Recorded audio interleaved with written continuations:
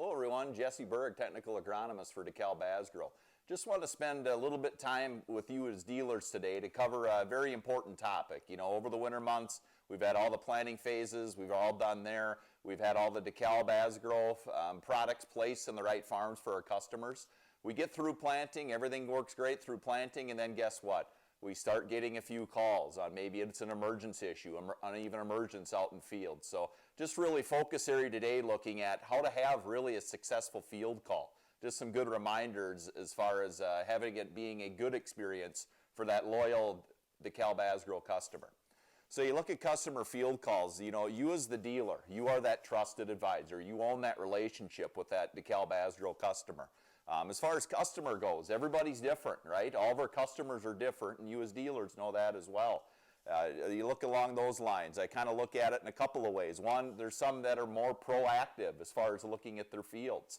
You know, the moment something pops out of the ground, boom, they're right there. They know what's spiking out first, what's got the leading edge on their farm, and how it's performing. There's others on the flip side of that maybe, quite honestly, after planting's done, the first time they look at their fields is maybe when they go out and rock pick or when that first post-herbicide application is applied. There's some of those as well. So big thing here, you know, that all falls, I think, under expectations. Everybody's got different expectations. Everybody's different, right? So something to just to keep in mind. Big thing here, you know, if you look at a new customer or a customer you have that's shared with an alternative platform, a competitive brand, how are you as a trusted advisor separating yourself from the competition? How are you making that customer experience that much more better for the DeKalb Asgrow customer versus a competitor customer that's out there? So hopefully today these tips will help out with that a little bit. You know, so if we look at that customer field call on that end of it, again, we're more proactive than we are really reactive on that end of it. We really want to respond within that first 24 hours for that field call. Very important, I think, to get back and get a hold of that customer within 24 hours. Reasons why, again, you let it leg out. What's the competitor doing? Maybe if it's a shared farm, that competitive brand's already been there, and they're showing up right from the get-go better than you are. But 24 hours is really crucial. You look at the next bullet point here. It's going to be mentioned multiple times during today's video. Take good notes.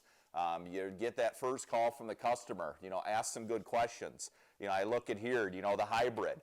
What hybrid are they having issues with out in the farm? Or is there multiple hybrids they're having? You know, along with that, if it's multiple hybrids or if it's the same hybrid, what field or fields was it planted on? Is it on one field or two fields? Might be able to identify a trend there on that end. Planting population, key. Planting date, when did they plant it? Was it maybe before a cold snap? You know, again, starting to draw some trends. The affected acres, I look at this here, big one for me, you know, sometimes you see is it just maybe localized to some maybe tighter clay soils, poor drainage, just maybe localized some uneven emergence in that area of the field, or is it more widespread across all of their acres? Planting depth, you know, did they shoot for 2 inches? Did they have an issue with the planter? You'll find out when you physically get out there if their 2-inch shot that they took for planting, if that's right, if they were right on the mark or not. But ask them about that. Timing of the issue. When did they first notice it? We talked about it before. Was it right away, right out of the get-go, right at cracking, right when the corn started poking its head out of the ground, or was it during rock picking or that first post-herbicide application? Again, building that story. A couple other things, weed control, fertility. 2 things that can affect things. You know, their herbicide program, not only this year, but maybe the previous year also caused an issue out there. Fertility, you know, did they use starter fertilizer infertile for their corn? Things of that nature. So again, ask some good questions. Here's just a couple of topics here that are points that you can make. Make sure you're asking those, and there's some more probably as well that are not captured here. Again, take good notes, and then immediately, you know, after you gather your information as that reporter, schedule a field visit and try to do that as soon as you possibly can. You know, so when we schedule that field visit, again, we've done a good job investigating up to this point. Now we really want to show up as a true professional, right? We're showing up to that field with the customer. We want to show up, we have the right tools in hand. You know, a couple of things, one I really like, and if you talk really nice to your DeKalb Asgrow sales rep, they'll probably pick up some of these, but seed depth finder.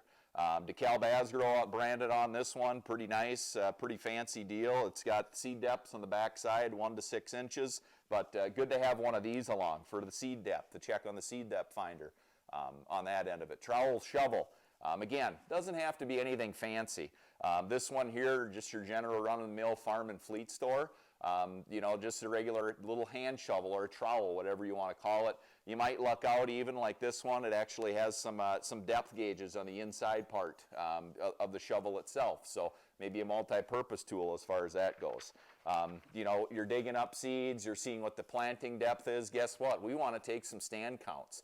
Couple of things there. One, you know what? Just your general run-of-the-mill tape measure. I always carry around at least a 25 to 30 footer. Usually carries me to try to find that 1/1000th of an acre. You know, if it's 30-inch rows, for example, you need to look at 17 feet 5 inches to get that 1/1000th of an acre. Take an existing stand within that distance, measure it out, and walk it off. Myself, looking at all sorts of different fields, different row width, row spacings. One thing I use is a stand count chain. I have marks at you know, different lengths I need, again, to find that 1/1000th of an acre. So again, we want to show up professional at the field. Those are some tools just to kind of keep in mind there. And again, taking good notes on that end. And guess what? We haven't even got to this piece yet. We as Bayer have this great tool we call Climate Field View. It's awesome. Use it all the time. Plot data, harvest data, planting on my own end, and field visits as well. You know, drop some pins. If that customer is a Climate Field View customer, drop some pins in that field. More than likely, he already has that count openly shared with you as that trusted advisor. Drop some pins in there. Take some pictures. Take some scouting notes. You can do all that in the same place when you drop those pins and in the exact location that where you're looking at, where the problem is at. So good utilization here at Climate Field View. After you're done with all of this, you know, even if they aren't a Field View customer, create a field of your own prior to going out to that customer's field. Create it in your own account, just a fictitious field that won't have the layers in the back end, the planting, hybrid, that type of stuff. But you can at least create a field, drop some pins in there in your own account, and ultimately at the end of the day, share that with the FSR. Share all this great reporting that you did. You took care of your customer. You're that trusted advisor. Share this information with the FSR on that end. And going on from there, really, if needed, the TA would get involved as well for their additional expertise. The nice thing about Climate Field View, big one there, that bottom bullet point. Really, throughout the season, you have everything noted, tracked in that climate account, in that field, that you can keep track of from emergence all the way up through harvest. So just a few things to go through today. I hope that was beneficial for you. Again, if you need any more information, make sure to look at AgAnytime.com. There's some really good articles out there. Stand assessment for soybean and corn. Also, feel free to check out our Minnesota West Snapchat. Check out our Facebook page, our Twitter handles, us as agronomists. And yeah, I hope it was beneficial for you. If you have any questions, reach out to your FSR or local technical agronomist. Thank you, and we'll see you next time.